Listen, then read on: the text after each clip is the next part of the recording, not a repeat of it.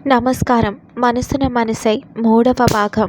ఇక కథలోకి వెళ్తే, మీను తాకిన ప్రేమ స్పర్శ అతని మనసులో సుమధురంగా రాగాలు పలికింది. మీనుకి కూడా అతని చేతి స్పర్శ కొత్త సరాగాలను మదికి పరిచయం చేసింది. మీనుకి తెలియకుండానే బుగ్గలు ఎరుపెక్కి సిగ్గు ముంచుకొచ్చి చేతుల మధ్య ముఖం ఓ క్షణం దాచుకొని నవ్వసాగింది. జరిగిన విషయం గురించి తలుచుకుంటూ సాగర్ గురించి ఆలోచించసాగింది. 5 నిమిషాల తర్వాత తలస్నానం చేసి వచ్చి కొత్త డ్రెస్లో టేబుల్ దగ్గర కూర్చున్నాడు. మీను దోశలు మరియు చట్నీ పళ్ళెంలో పెట్టి పక్కనే నిలబడింది. తన వైపు చూస్తూ, మీరు తినరా అంటూ సాగర్ ఆశ్చర్యంగా అడిగాడు. అంటే అది మరి మీరు తిన్నాక తింటానండి అంటూ తలదించుకుంది. మా ఇంట్లో అలాంటి నియమాలు లేవు మీనమ్మ. ఆకలేస్తే ఎవరికి వారు పెట్టుకొని తినేస్తాము. ఒకవేళ వేరే వారికి పనుండి ఆలస్యమైతే అలాగే చేస్తాము అని చెప్తూ ఉంటాడు. అమ్మ నాన్నలు ఇంకా రావడానికి 1 గంట పడుతుంది కాబట్టి తినేయండి, దోశలు చల్లారిపోతాయి అంటూ సౌమ్యంగా చెప్తాడు. తలాడిస్తూ సాగర్కి ఎదురుగా కూర్చొని దోశలు మరియు చట్నీ వేసుకొని తినడం మొదలుపెట్టింది. ఉన్నట్టుండి సాగర్కి బుస్సులు వినిపించాయి. తలెత్తి చూస్తే బీనమ్మ కళ్ళు ఎర్రగా అయిపోయి కన్నీళ్లు రావడం మొదలయ్యాయి. సాగర్ అదిరిపడి, ఏమైంది బీనమ్మ, ఎందుకు అలా ఏడుస్తున్నారు అంటూ కంగారు పట్టాడు. అది మా ఇంట్లో ఉప్పు కారాలు తక్కువ తింటామండి, చట్నీలో కారం నాకు కాస్త ఎక్కువైంది అని మాట పూర్తి చేసిందో లేదో హడావిడిగా వంట ఇంటిలోకి వెళ్ళి చక్కెర పట్టుకొచ్చి ఇచ్చాడు. అమాంతం మొత్తం చక్కెర నోట్లో వేసుకొని గట్టిగా ఊపిరి పీల్చి వదిలింది మీను. ఏవండి, కారం అనిపిస్తే ఇందాకటి నుండి ఎందుకు తింటున్నారు, వద్దని పడేయొచ్చు కదా అంటూ అనునయంగా అడిగాడు. అత్తమ్మ ఎంతో ప్రేమగా చేసి ఉండుంటారు, అలాంటిది నేను నిర్లక్ష్యంగా ఎలా పడేయగలను, తింటానండి అంటూ నోట్లో ముద్ద పెట్టుకోబోగా సాగర్ ఆమె చెయ్యి పట్టుకొని ఆ చట్నీలో ముంచిన దోశ ముక్క తినేశాడు. ఆమె పళ్ళెంలో ఉన్న చట్నీ తన పళ్ళెంలో వేసుకొని 1 నిమిషం అంటూ లేచి నిలబడ్డాడు. ఫ్రిడ్జ్లో ఉన్న వెన్నపూస సాస్ తెచ్చి మీనుని అనుమతి అడిగి దోశ మీద వెన్నపూస వేసి పక్కనే సాస్ వేసి రుచి చూడమన్నాడు. వావ్, చాలా బాగుందండి, నాకు నచ్చేసింది అంటూ ఆగకుండా లొట్టలేసుకుంటూ 5 దోశలు తినింది. తిన్నాక లెక్కలేసుకుంటూ, అయ్యో, నేను 1 దోశ తెలియకుండా ఎక్కువ తినేశాను, పర్లేదా అండి అంటూ మెల్లగా అడిగింది. సాగర్కి తిక్కరేగి మరో 2 దోశలు వేసి, ఇవి కూడా తింటే పర్లేదండి అంటూ వెక్కిరించాడు. గుర్రుగా చూస్తూ, తినలేననా మీ ఉద్దేశం, తిని చూపిస్తాను చూడండి అంటూ కష్టపడి బొజ్జలోకి తోసింది. కనుబొమ్మలు ఎగరేస్తూ, చూసారా తినేశాను అంటూ ఘన విజయం సాధించినందుకు ముఖం వెలిగిపోయింది. అత్తమామలు అప్పుడే వచ్చారు. నవ్వుకుంటూ వారికేసి చూసి, దోశలు తిన్నావా మీను అంటూ ప్రేమగా అడిగారు. మీను నవ్వుతూ తలాడించింది. అయితే ఆగు, కప్పు బోర్న్‌విటా ఇస్తాను అంటూ ఆవిడ వంటగదిలోకి వెళ్ళగానే, అమ్మో, ఇప్పుడే 7 దోశలు తిన్నాను, ఇక పాలు కూడానా, పోనీలే ఎలాగోలా తాగేస్తాను, పాపం అత్తమ్మ మనసు నొచ్చుకుంటే కష్టం అనుకుంటూ దిగులుగా ముఖం పెట్టింది. మీను ఏం చేస్తుందా అని ఆతృతగా చూడటం మొదలెట్టాడు సాగర్. ఈలోగా పెద్ద కప్పుతో బోర్న్‌విటా పాలల్లో వేసి తీసుకొచ్చి మీను దగ్గర పెట్టగా మీను ఆ కప్పు సైజు చూసి బిక్కముఖం వేసింది. సాగర్ పకపక నవ్వడం మొదలెట్టాడు. టేబుల్ ఊగిపోయేలా చేతితో కొడుతూ నవ్వుకున్నాడు.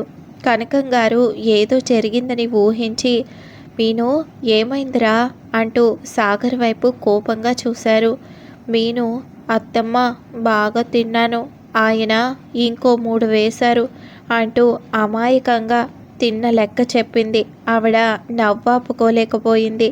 సాగర్, కావాలని నా కోడలిని ఇబ్బంది పెడతావా, దెబ్బలు పడతాయి, ఇద్దరూ సగం సగం తాగండి అని చెప్పి ఆవిడ గదిలోకి వెళ్ళింది.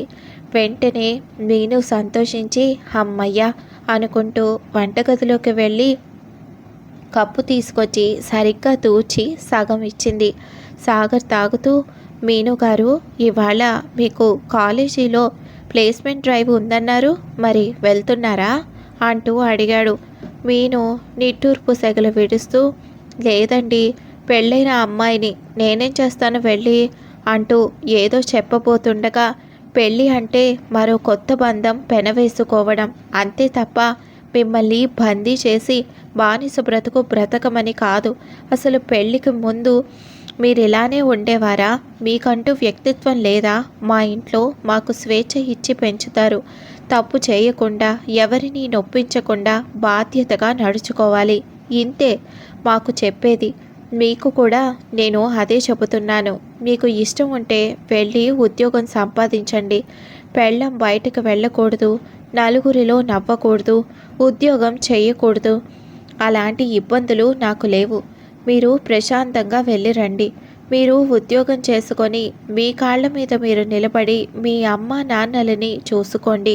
మీ కలలు ఇక ముందు మన కలలు. మీరు అది అర్థం చేసుకుంటారని ఆశ. ఇక నేను వెళతాను. మా స్నేహితుడిని కలిసి రావాలి. అమ్మకి చెప్పండి, ఓ గంటలో వచ్చేస్తానని అంటూ వంటగదిలో సింక్ పక్కన కప్పు పెట్టి వెళ్ళిపోయాడు.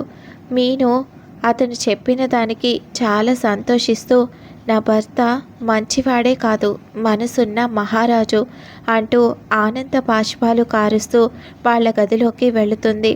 కాలేజీకి తయారవుతుండగా గాజు అలమరాలోని నా మధుర జ్ఞాపకాలు అనే డైరీ కనబడుతుంది. మీనుకి అది ముట్టుకొని చూడాలని ఆశ పుడుతుంది. చాటుగా వెళ్ళి డైరీ తీసుకొని గది తలుపు గడియ పెట్టి మంచం మీద కూర్చుని చదవడం మొదలు పెడుతుంది.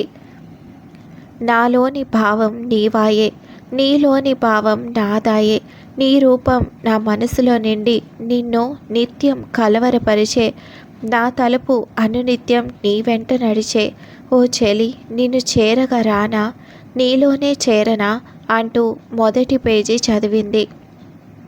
ఇక కన్నీళ్ళు ఆగలేదు. మా ఆయనకి ప్రేమ కథా చిత్రం పెళ్ళికి ముందు ఉంది అంటూ ఏడ్చి పెడబొప్పులు పెట్టింది. కళ్ళు పెద్దవి చేసి వస్తున్న కన్నీటిని ఆపుకుంటూ ప్రతి పేజీ చదివింది. ఆఖరి పేజీ చదివేసరికి బాధ మటుమాయమయ్యి పట్టరాని సంతోషం మదిలో నిలిచింది. వెంటనే డైరీకి ముద్దులు పెడుతూ, థ్యాంక్ యూ, మా ఆయన నన్ను పెళ్లికి ముందు నుండి ఇంతలా ప్రేమిస్తున్నారని తెలిపినందుకు. తొలిచూపులో ప్రేమ మీద నమ్మకం లేదని అన్నాను, కానీ తొలిచూపులో కూడా ప్రేమ తెలియని ఓ అనుభూతి మదిలో చోటు చేసుకుంటుందని చక్కగా చెప్పారు. నాకు ఈ ప్రేమ చాలు, ఈ అనుబంధాలు చాలు దేవుడా. దుర్గమ్మ, నువ్వు సూపర్, జీవితాంతం సుఖంగా ఉండాలని దీవించి చల్లగా చూస్తున్నావు అంటూ గాలిలో ఆవిడని ఊహించేసుకుంటూ నమస్కారాలు చేసేసింది. సరిగ్గా అప్పుడే తలుపు కొడుతున్న శబ్దం వినిపించడంతో గబగబా ఆ డైరీ యథాస్థానంలో పెట్టేసి అమాయకంగా తలుపు తీసింది. ఎదురుగా సాగర్ కనిపించడంతో మనసు ప్రేమతో పరవళ్ళు తొక్కింది. ఏంటి, ఇంకా మీరు రెడీ కాలేదా? వెళ్ళరా? ఏంటండి మీరు అంటూ ఏదో చెప్పబోతుండగా అమాంతం వాటేసుకొని, ఐ లవ్ యూ అండి, జీవితంలో నన్ను కూడా నేను ఇంతలా ప్రేమించలేదేమో, ఇంతగా ప్రేమించి పెళ్లి చేసుకున్నారు అంటూ కన్నీళ్లు పెట్టుకుంది. సాగర్ అవాక్కయ్యాడు. ఒక పక్క మీను మాటలు ఆశ్చర్యం కలిగిస్తుంటే మరో పక్క తనకి నిజం ఎలా తెలిసిందా అని అనుకుంటూ అర్థం కాలేదు అతడికి. డైరీ విషయం గుర్తొచ్చి అద్దం అలమరా వైపు చూడగా డైరీ అక్కడ హుందాగా వేరే పుస్తకానికి ఆనుకొని కనిపించింది. నేను డైరీ తీసి పడేస్తే మళ్ళీ ఇది ఇక్కడికి ఎలా వచ్చింది అంటూ ఆశ్చర్యపోయాడు. కింద నిలబడి వారి మనసుల కలయికని చూస్తూ సంతోషిస్తున్న కనకం గారు నవ్వుకొని, పిచ్చోడా, ఆ అమ్మాయికి తెలియనివ్వకూడదని నీ భావాలు నిండిన డైరీని పడేస్తే నేను చూస్తూ ఊరుకుంటాననుకుంటున్నావా? పోనీలే ఇద్దరూ కలిసిపోయారు అంటూ ఆవిడ పూజ గదిలోకి వెళ్ళి పూజ చేసుకొని దేవుడికి కృతజ్ఞతలు తెలుపుకున్నారు. ఆ తర్వాత మీను మెల్లగా అందరితో కలిసిపోయి వారి రంగులో కొత్త రంగు సంతరించుకుంది. అప్పుడప్పుడు వాళ్ళ పుట్టింటి వారు ఆడిపోసుకున్నా బాధపడి ఊరుకుంటూ వారి కోసం ఉద్యోగం చేసి వాళ్ళకి డబ్బులు బ్యాంకులో వేసేది. చంద్రం గారు కూతురి మనసు అర్థం చేసుకొని కంటతడి పెట్టుకుంటూ తన కోసం అప్పుడప్పుడు కలవరించేవారు. సుభద్ర గారు మాత్రం ఎప్పుడు ఫోన్ చేసినా పిల్లల్ని ఎప్పుడు కంటావు, అసలు కంటావా లేక ఉద్యోగం చేసుకుంటూ మగరాయిలా తిరుగుతావా అంటూ తిట్టిపోసేది. నేను త్వరలోనే కంటానమ్మా, నాకు పిల్లలు కావాలనే ఉంది, దేవుడి దయ అంటూ ఏడుస్తూ ఫోన్ పెట్టేసేది. 3.5 సంసారం అన్యోన్యంగా ఎలాంటి అపార్థాలు లేకుండా గడిచింది. కానీ మీనుకి మాత్రం లోటుగా అనిపించసాగింది. ఓ రోజు హఠాత్తుగా కళ్ళు తిరిగి ఇంట్లో పడిపోయింది.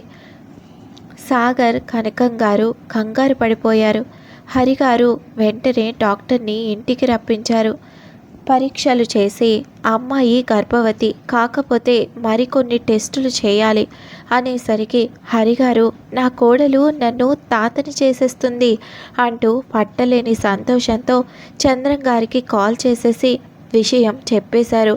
కనకం గారు కాల్ కట్ చేసి ఏమండి, అంత తొందర పనికిరాదు, నేను కడుపుతో ఉందని పూర్తిగా నిర్ధారించలేదు, అనవసరంగా చెప్పారు, ఇప్పుడు పూర్తిగా తెలియకుండా చెబితే నానా గొడవలు అవుతాయి, అసలే వాళ్ళ అమ్మ మీనుని వేధిస్తుంది, పిల్లలు ఎప్పుడు కంటావు అని, ఇప్పుడు ఏం జరుగుతుందో అంటూ కంగారు పడింది. హరిగారు తలదించుకొని ఆశపడటంలో తప్పులేదు కదా కనకం, ఇన్నేళ్ళు అయితే ఆవార్తేనేమో అనుకొని తొందరపడ్డాను, క్షమించు, అయినా డాక్టర్ కూడా చెప్పారు కదా తను కడుపుతో ఉందని, మరి నువ్వు ఎందుకు కంగారు పడుతున్నావు అంటూ బాధపడి తమ గది వైపు అడుగులు వేశారు. సాగర్ ఆ మాటలు విని కృంగిపోయాడు. కనకం గారు నచ్చచెప్పి నాన్న, మగవారు ఏడవకూడదు, ఏడిస్తే ఇంట్లో ఆడవారు అల్లల్లాడిపోతారు, అందులో మీను సున్నిత మనస్కురాలు, నువ్విలా బాధపడి కంటతడి పెట్టుకుంటే తను తట్టుకోలేకపోతుంది, మీనులో ఇన్నాళ్లుగా నువ్వు కష్టపడి నింపిన ఆత్మస్థైర్యం, ఆత్మవిశ్వాసం అట్టడుగునకు చేరుతుంది, ధైర్యంగా ఉండు, రిపోర్టులు వచ్చాక ఏం చేయాలో చూద్దాం, మీను ఇంకా లోపల ఊపిరి పోసుకుంటున్న ప్రాణం సురక్షితంగా ఉంటే అంతే చాలు అని ఆవిడ సాగర్ని దగ్గరకు తీసుకుంది. అసలు డాక్టర్ గారు అన్ని పరీక్షలు ఎందుకు చేయాలన్నారు, కడుపుతో ఉందని చెప్పేశాక మళ్ళీ ఈ పరీక్షలు అనుకుంటూ కనకం గారు ఆలోచనలో పడింది. రిపోర్ట్స్ సరిగ్గా వారం తర్వాత వచ్చాయి. సరిగ్గా అవి ఇంటికి చేరే సమయానికి చంద్రం గారు సుభద్ర కూతురు కడుపుతో ఉందని ఉప్పొంగిపోతూ స్వీట్లతో ప్రత్యక్షమయ్యారు. సుభద్ర మీనుని గదిలోకి తీసుకువెళ్ళి ఇన్నాళ్ళు కటువుగా ఉన్నానని బాధపడకు మీను, బిడ్డ పుట్టే వేళ ఇలా ఉండకూడదు, సంతోషంగా ఉండు, నీ మీద అతి ప్రేమతో ఇన్నాళ్ళు నిన్ను కట్టడి చేస్తూ చూసుకున్నాను, వేరేగా భావించకు, ఈ బిడ్డ మీ వివాహ బంధాన్ని మరింత దృఢపరుస్తుంది, జాగ్రత్తగా ఉండు, ఏదైనా తినాలనిపిస్తే చెప్పు, చేసి పంపుతాను, 7 నెలల సీమంతం జరిగాక ఇంటికి తీసుకువెళతాము, అప్పటిదాకా చక్కగా తిని బొద్దుగా తయారవ్వాలి, సరేనా అంటూ కన్నీళ్లు పెట్టుకుంది. అమ్మని మొదటిసారి అలా మీను చూసేసరికి మీనుకి మతిపోయింది.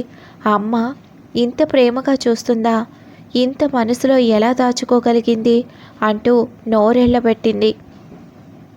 నాకు తెలుసు నీ చూపుకి అర్థం, ఇన్నాళ్ళు నేను అలా ఉండింది నీ మంచికేరా, ఆడపిల్లలు పద్ధతిగా క్రమశిక్షణతో పెరగాలి అని అలా పెంచాను, నిన్ను బాధ పెట్టి నేనేం సాధిస్తాను చెప్పు, నేను చెడ్డ తల్లిని కాను మీను, నా మాట కాస్త కరుకుగా ఉండొచ్చు, కానీ నా మనసులో నువ్వు ఎప్పుడూ నా బంగారివే, నీలో అమాయకత్వం చూసి ఎవరైనా అది అవకాశంగా మార్చుకొని నిన్ను వాడుకుంటారేమో అని అలా చేశాను. నిన్ను రాహుల్కి ఇచ్చి పెళ్లి చేసేస్తానంటే ఈ పెళ్లికి ఒప్పుకుంటావని అలా చేశాను. నిజంగా ఆ విధవ రాహుల్తో నీ పెళ్లి చేయాలని కాదు మీను. మీను, ఎక్కడ నువ్వు ఇలాంటి మంచి సంబంధం వదులుకుంటావో అన్న భయంతో పెళ్ళి కూడా వారంలో చేసేసాము. అబ్బాయి బ్యాక్గ్రౌండ్ తెలుసుకొనే చేశామురా. ఇవన్నీ నీకు అప్పుడే చెబితే నా మాట వినకుండా చేయి దాటిపోతావేమోనని దాచాను. నీకింకా చెప్పాలి అంటే మంచి రాకుమారుడు సాగర్ పక్కన దిష్టి బొమ్మ రాహుల్ బొమ్మ పెట్టి ఎంచుకోమన్నాను. నువ్వు రాజకుమారుడిని ఎంచుకుంటావని మాకు తెలుసు. నన్ను క్షమించురా. ఈ పద్ధతులతో నిన్ను నొప్పించి ఉంటే మా అమ్మ నన్ను ఎలా పెంచిందో అలానే నేను నిన్ను పెంచాను. నీ మనసు తెలుసుకోవడానికి నాకు సమయం పట్టింది అంటూ సుభద్ర దీనంగా అడిగింది. మీను జాలిపడి, ఊరుకో అమ్మ, గతం గతః, రామ్మ అంటూ చెయ్యి పట్టుకొని ప్రేమగా తీసుకువెళ్ళి టేబుల్ దగ్గర కూర్చోపెట్టి స్వీట్ ముక్క నోట్లో పెట్టింది. అందరూ సరదాగా నవ్వుతున్న సమయానికి రిపోర్టులు రానే వచ్చాయి. కనకం గారు మాట దాటేస్తూ, ఏముంటాయి, కడుపుతో ఉందనే ఉండి ఉంటుంది అని తన గదిలో పెట్టుకుంది. మధ్యాహ్నం భోజనాలు ముగించుకొని కునుకుపాట్లు పడుతున్న చంద్రం గారిని గదిలో పడుకోమని అతిథి గదిలోకి పంపారు. సుభద్ర కూడా కాసేపు విశ్రాంతి తీసుకోవడానికి వెళ్ళింది. మీనమ్మ, నువ్వు కూడా కాసేపు పడుకో, నాకు కొంచెం పనుంది, చూసుకొని వస్తాను అంటూ ఆమె తల ప్రేమగా నిమిరి గదిలో పడుకోబెట్టి సాగర్ అమ్మ గదికి చేరాడు. అమ్మా, ఏమైంది, రిపోర్ట్స్లో ఏముంది అంటూ ఆత్రంగా అడిగాడు సాగర్. తను కడుపుతో ఉందిరా అంటూ బాధగా చెప్పారు కనకం. ఎందుకు మరి అలా ఉన్నావు, మంచి విషయమే కదా అంటూ ఆందోళన పడ్డాడు. ఎక్టోపిక్ ప్రెగ్నెన్సీ అని నల్ల ఇంకుతో బోల్డ్గా రాశారు అంటూ కంగారుగా అంది. అంటే ఏమిటమ్మా, నాకు అర్థం కావటం లేదు అంటూ సాగర్ వణకసాగాడు. మీనుకి ఎక్కిళ్ళు వచ్చి లేచి కూర్చుంది. నీళ్లు తాగి కుదుట పడింది. నిద్ర పట్టలేదు. కిందకి వెళ్ళి ఏదైనా వంటింటి పని చేసుకుందామని మెల్లగా లేచి వంటింటి వైపు వెళుతుండగా సాగర్ మరియు కనకం గారి మాటలు వినిపించాయి. మీనుకి ఏమైనా జరగబోతుందా అంటూ బాధతో అన్న సాగర్ మాటలు మీనుకి వినిపించాయి. ఆ క్షణం మీను అక్కడే ఏ చలనం లేకుండా నిలబడిపోయింది. ఎక్టోపిక్ ప్రెగ్నెన్సీ అంటే డాక్టర్ని అడిగి తెలుసుకున్నాక నాకు నోరు రావడం లేదురా. అండం అనగా ఎదగపోయే బిడ్డ బయట ఎక్కడో పెరుగుతోంది అన్నారు. అది ఉండాల్సిన చోటులో లేదు. దీన్నే ట్యూబులర్ ప్రెగ్నెన్సీ అని కూడా అంటారట. ఇది మీనుకి మంచిది కాదు. బిడ్డ కడుపులోకి రాకుండా ఫెలోపియన్ ట్యూబ్లో ఎదిగితే ఊహించుకోవడానికే కష్టంగా ఉంది. వింటే తను ఏమైపోతుంది అంటూ మొదటిసారి ధైర్యం కోల్పోయారు కనకం. సాగర్ అక్కడికక్కడే కుప్పకూలిపోయాడు. మీను కాళ్ళ కింద భూకంపం వచ్చినట్టయింది. కడుపు మీద చెయ్యి పెట్టుకొని అమ్మ కాని అమ్మని అయ్యానా అంటూ కంటి వెంట నీళ్లు బొట్లు బొట్లుగా నేల రాలింది. సాగర్, ఊరుకోనన్నా, నువ్వే మీనుకి ధైర్యం చెప్పి ఆ బిడ్డ మీద ఆశలు వదులుకోమని చెప్పాలి. మీను ప్రాణం నాకు ముఖ్యం సాగర్, బిడ్డని అంటూ చెప్పబోతుండగా మీను నోటి మీద చేయి పట్టుకొని మనసులో గట్టిగా అరిచింది. తట్టుకోలేని బాధతో తల ఎత్తిన మీనుకి ఎదురుగా సుభద్ర కనిపించింది. నేను తల్లిని కాబోతున్నానని సంతోషంగా ఉంది అమ్మా. ఇప్పుడు నిజం తెలిస్తే ఏమైపోతుంది? సాగర్, అత్తమ్మ, మావయ్య అందరూ కుమిలిపోతున్నారు. ఇదంతా నా వల్లే. నేనొక నష్టజాతకురాలిని అనుకుంటూ అమ్మ వెళ్తాను అంటూ బయటకు పరుగు తీసింది.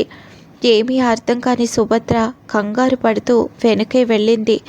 గేటుకి చీర కొంగు చిక్కుకొని సుభద్ర విడిపించుకొని ముందుకు తిరిగి చూడగా మీను కరుమరుగయ్యింది. కంగారుగా లోపలికి పరిగెత్తి వదినా, మీను మీను అంటూ ఏడవసాగింది. కనకం గారికి ఒళ్ళంతా చెమటలు పట్టేశాయి. అయినా తనని తాను అదుపు చేసుకొని ఏమైంది మీనుకి అంటూ ప్రశ్నించింది. మీను ఎటో వెళ్ళిపోయింది. నేను చూసేటప్పుడు ఇక్కడే అది గోడకు ఆనుకొని ఏడుస్తూ కనపడింది.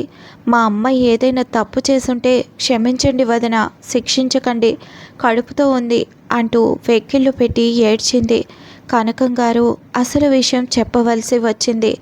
అంతా చెప్పి సాగర్ కారు తీ, బహుశా మీను మన మాటలు విన్నట్టుంది, పిచ్చిపిల్ల ఏం చేసుకుంటుందో ఏంటో అంటూ పరుగులు తీశారు. సుభద్ర నిర్ఘాంతపోయింది. హరిగారు బయట పరిగెడుతున్న సాగర్కి ఎదురుపడి విషయం తెలుసుకొని కంగారు పడి, శేఖర్కి చెబుతాను, వాడు పోలీసోడు కదా, తర్వాత వెతికిస్తాడు అంటూ ఫోన్లో నిమగ్నమయ్యారు. చంద్రం గారు మెల్లగా అలసట తీర్చుకొని అసలు విషయం సుభద్ర ద్వారా తెలుసుకొని తల్లడిల్లిపోయారు. సూర్యాస్తమయం చీకటి వీరి జీవితంలో కూడా చీకటి నింపింది. బిడ్డ మీద ఎనలేని ఆశలు పెంచుకున్న మీను ఎటు వెళ్తుందో ఏం చేస్తుందో తెలియక సాగర్ తీరం చేరింది. హలో సాగర్, మీ ఆవిడ ఫోటో చూశాను. నాకు తెలిసిన వారికి చెబితే ఆవిడ బీచ్ దగ్గర ఉన్నట్లు సమాచారం అందింది. నేను బయలుదేరాను, మీరు వచ్చేయండి అంటూ శేఖర్ ఫోన్ మాట్లాడాడు.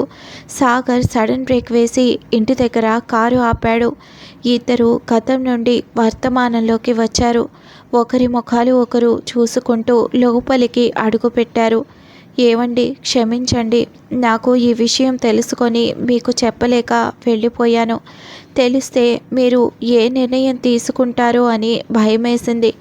బిడ్డను ఏం చేయొద్దండి, నన్ను మీరైనా అర్థం చేసుకోండి అంటూ నేల చూపులు చూసి మీను వణికింది. కనకం గారు మారు మాట్లాడకుండా గది తలుపులు గట్టిగా వేసుకునేసరికి మీనుకి దుఃఖం తన్నుకొచ్చి, అత్తమ్మ సారీ, బిడ్డ గురించి తెలిసేసరికి అలా ఆలోచించకుండా వెళ్ళిపోయాను.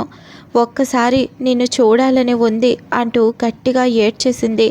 సాగర్ ఓదారుస్తూ, అమ్మకి కాస్త సమయం ఇద్దాం మీను, ఇలా చేస్తే ఎలా చెప్పు, నాకు ప్రాణం పోయినట్లయిందిరా, ప్లీజ్ నా మాట వినరా, నాతో రా అంటూ ఆప్యాయంగా పట్టుకొని తన గది వైపు అడుగులు వేస్తుండగా సుభద్ర కంటి నిండా నీళ్లతో పళ్ళెం నిండా అన్నంతో నిలబడింది. సాయంత్రం నుండి నువ్వు ఏమీ తిని ఉండో, ముఖం ఎలా వాడిపోయిందో చూడు, బాగా అలసిపోయావు, తిందువు కానీ రా అంటూ చేయి పట్టుకొని కుర్చీలో కూర్చోపెట్టి వద్దన్న వారించి బలవంతంగా ముద్దలు కలిపి నోట్లో పెట్టి తినిపించింది. తిన్నాక సోఫాలో కూర్చోపెట్టి, బాబు అమ్మాయిని నా దగ్గర ఉండనివ్వండి, మీరు వెళ్ళి విశ్రాంతి తీసుకోండి అంటూ ఆగని కన్నీళ్లతో బ్రతిమలాడింది. మీను ఆలోచనల వలయంలో చిక్కుకొని కూర్చుని ఉంది. సాగర్కి పక్కగా వెళ్ళి మెల్లగా మీనుకి వినపడకుండా, బాబు నా మీద నమ్మకం ఉంచి వెళ్ళండి, నేను మాట్లాడి చూస్తాను అంటూ నెత్తి మీద భారం వేసుకొని చేతులు జోడించింది. సాగర్, అమ్మా మీరే మాట్లాడండి, ఎంతైనా అమ్మ చెబితే సబబుగా ఉంటుంది అంటూ బాధతో పూడుకుపోయిన గొంతుతో పలికాడు. మీనుని తన ఒళ్ళో పడుకోబెట్టుకొని ప్రేమగా తల నిమురుతూ, సుభద్ర బంగారు, మరెప్పుడు ఇలాంటి పిచ్చి పని చేయకు, నీ బాధ నాకు అర్థమవుతుంది మీను, బిడ్డ గురించి ప్రతి తల్లి ఎన్నో కలలు కంటుంది, కానీ ఒక్కోసారి అవి సఫలం కావడానికి కొంత సమయం పడుతుంది. నీ బిడ్డ నీకు అపురూపమైన ప్రాణం అని తెలుసు, కానీ నిన్నే ప్రాణంగా ఈ ఇంటివారు నెత్తిన పెట్టుకున్నారురా. బిడ్డ సరైన చోట ఎదగకపోతే నీకు నీ బిడ్డకి ఇద్దరికీ ప్రమాదం. ఇంతకన్నా చెప్పలేను, అర్థం చేసుకో, బిడ్డని వదులుకో. ఆ బిడ్డ కూడా అలా ఎదగడానికి ఎంతో బాధపడుతుంది. నీ బిడ్డని నువ్వే బాధ పెడతావా చెప్పు?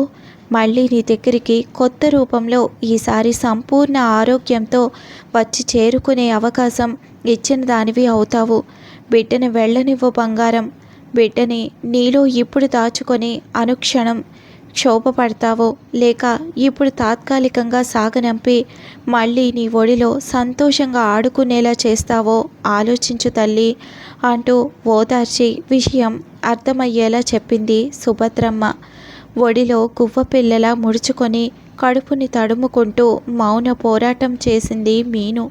కనకం గారు అంతా విని సుభద్ర గారిని మెచ్చుకోలుగా చూసి మీనుని బాధగా చూశారు. కూతురు లేని లోటు కనకం గారు మీను రూపంలో తీర్చుకున్నారు. అందుకే మీనుని అలా చూడలేక కుమిలిపోయారు. మీను ముందర ఏడిస్తే మీను బెదిరిపోతుందని ఇంతసేపు గదిలో ఏడ్చి మనసులోనే భారం దింపుకున్నారు. మీను నా బిడ్డను దూరం ఎలా చేసుకోనమ్మా, భయంగా ఉంది, మళ్ళీ నన్ను చేరుకోగలదా, నేను మళ్ళీ తల్లిని అవుతానా అంటూ కలవరిస్తూ పడుకుంది. సాగర్ పడుకున్న మీనుని వాళ్ళ అమ్మని చూస్తూ మెట్ల దగ్గరే కూర్చొని నిద్రపోయాడు. ఆ రాత్రి వారి జీవితంలో ఎనలేని విషాదాన్ని నింపేసింది. మరుసటి రోజు పొద్దున్న అమ్మ ఒడిని వీడిన మీను లేచి స్నానం మరియు మిగతా పనులు ముగించుకుంది. వేరే వారు అప్పటికే లేచి వారి వారి దినచర్యలో ఉన్నారు. సుభద్ర దగ్గరలో ఉన్న గుడికి వెళ్ళి తన బాధని అమ్మలకన్న అమ్మ దుర్గమ్మతో మొరపెట్టుకొని వచ్చారు.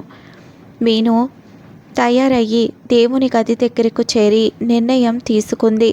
తట్టుకునే శక్తిని ఇవ్వు దుర్గమ్మ అంటూ ఉప్పిన కళ్ళతో కోరుకొని కనకం గారి గది చేరి, అత్తమ్మ నేను సిద్ధం, డాక్టర్కి ఫోన్ చేశాను, ఆలస్యం చేయకుండా బయలుదేరి రమ్మన్నారు, పదండి వెళ్దాం అంటూ దీనంగా అమాయకంగా అనేసరికి ఆవిడ గుండెని ఎవరో చేత్తో పట్టుకొని నొక్కేస్తున్నంత బాధ కలిగింది. మిగతా వారు మౌనంగా జరిగేది చూస్తూ బాధపడ్డారు. కనకం గారు గట్టిగా ఊపిరి పీల్చుకొని పదరా మీను అంటూ ధైర్యం చెప్పి భుజం మీద చెయ్యి వేసి తీసుకువెళ్ళింది. సాగర్ కారు తీశాడు.